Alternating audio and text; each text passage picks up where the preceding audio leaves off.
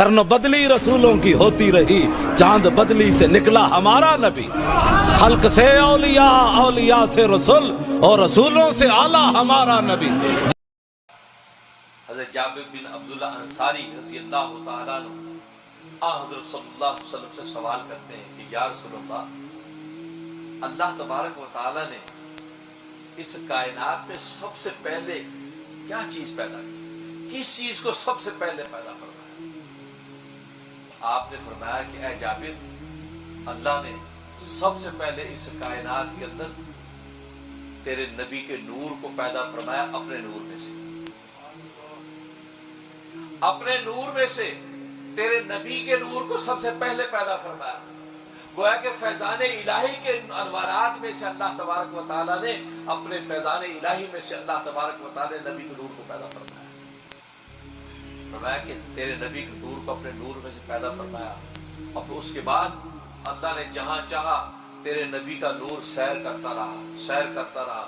اس وقت نہ لوح تھی، نہ قلم تھا، نہ بہشت تھی، نہ دوزخ تھی، نہ عرش تھا، نہ آسمان تھا، نہ زمین تھی، نہ انسان تھے، نہ جنات تھے، نہ ملائکہ تھے، کچھ بھی نہیں تھا، صرف تیرے نبی کا نور تھا، اور تیرے نبی کا نور اس کائنات میں گھومتا پھرتا رہا۔ اور پھر جب اللہ تبارک و تعالی نے ارادہ کیا کہ اللہ تبارک و تعالی کائنات کو بنائے، تو اللہ تبارک و تعالی نے اس تیرے نبی کے نور کے 4 حصے کیے۔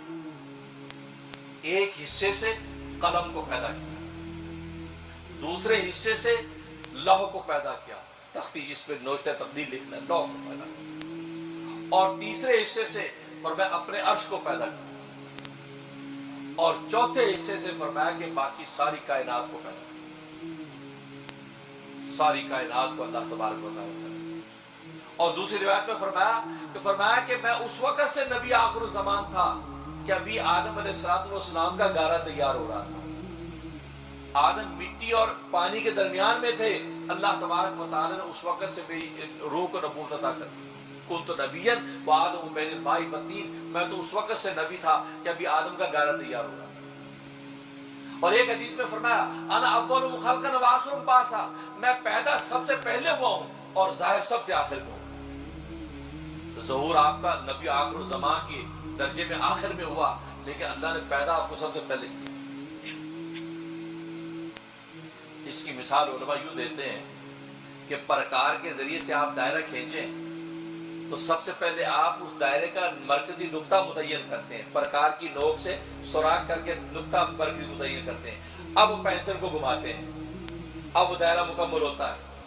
اور دائرے کی تکمیل کا اصول یہ ہے کہ ابتدا اور انتہا جب آپس میں ملتے ہیں تو دائرہ مکمل ہوتا ہے، نقطہ ابتدا اور نقطہ انتہا جب آپس میں ملتے ہیں اب دائرہ مکمل ہوتا ہے۔ نقطہ ابتدا کیا تھا؟ آدم علیہ السلام سے شروع کیا نبوت کا دائرہ، اور ختم کا ہوا عیسیٰ علیہ السلام پر نبوت کا دائرہ مکمل ہوا۔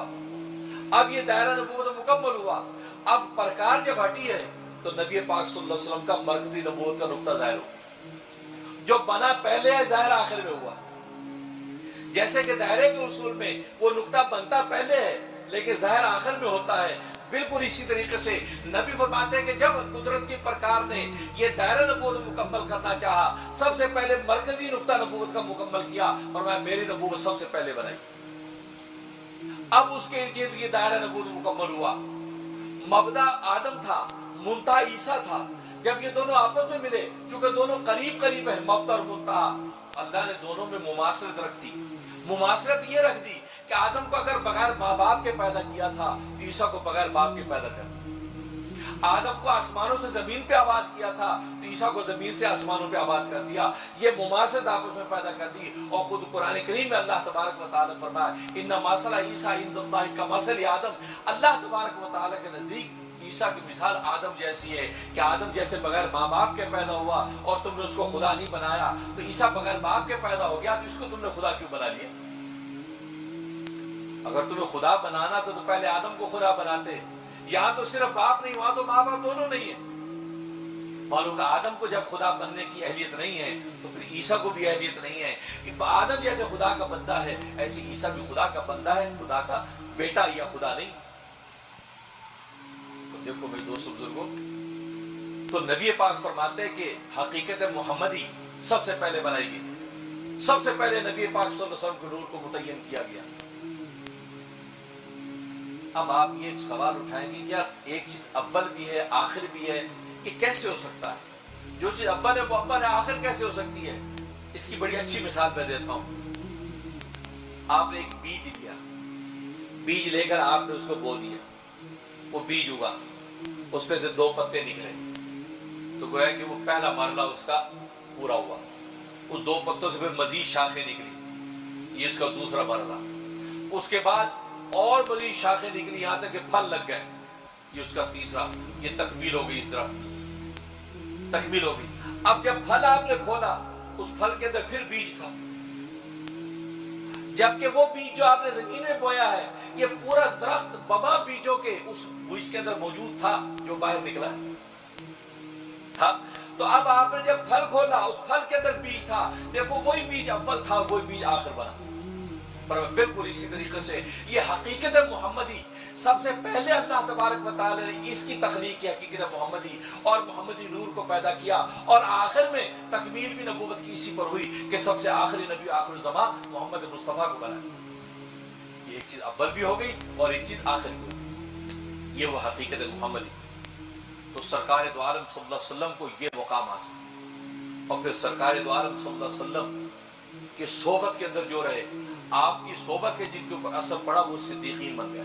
تو دوسرا درجہ صدیقین کا، اور صدیقین میں صحابہ اکرام میں سب سے اول نمبر کے کون؟ ابو بکر صدیق۔ صداقت کا یہ مقام اللہ تبارک و تعالی نے ابو بکر کو عطا فرمایا۔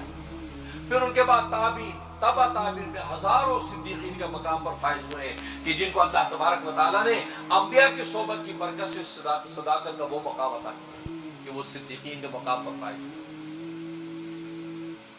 اور حقیقت ہے انسان بس اوقات دنیا کے مجاہدات کر کے بھی انکشاف کی قوت حاصل کر لیتا ہے۔ چاہے دنیا کے اندر جوگی ہیں، کراڑ ہیں، اس طرح کے مجاہدات کرنے والے، باطل طریقے سے بسمرزم کرنے والے بہت سی انکشافات حاصل کر لیتے ہیں، ان کو بہت سی چیزوں کا پتہ چل جاتا ہے، لیکن وہ انکشاف ناقص ہوتا، کامل نہیں ہوتا۔ نبی کا جو انکشاف اس میں غلطی کا کوئی احتمال نہیں ہوتا، لیکن جو لوگ یہ دنیا کی مادی مجاہدے کر کے یہ مقام جب حاصل کرتے ہیں تو یہ ناقص ہوتا ہے، اس میں غلطی کا احتمال ہوتا ہے۔ یہ ان صدیقین کے سامنے نہیں ٹھہر سکتے کہ جن کو اللہ تبارک و تعالیٰ انبیاء کے انوارات کے ذریعے سے صداقت کا مقام عطا کرتا ہے۔ اللہ سے دعا ہے کہ اللہ تبارک و تعالیٰ ہمیں جو ہے وہ صدیقین، شہداء، صالحین کہ جو ہے وہ جو جماعت کے طبقات عطا کرے، ان کی صحبتوں سے ہم فیضیاب ہوں، اور سرکار دو عالم صلی اللہ علیہ وسلم کے سینہ منور سے جو دین آیا ہے اس دین پر عمل کرنا ہمارے لیے آسان ہو جائے۔ اللہ سے دعا ہے کہ اللہ تبارک و تعالیٰ عمل کی توفیق عطا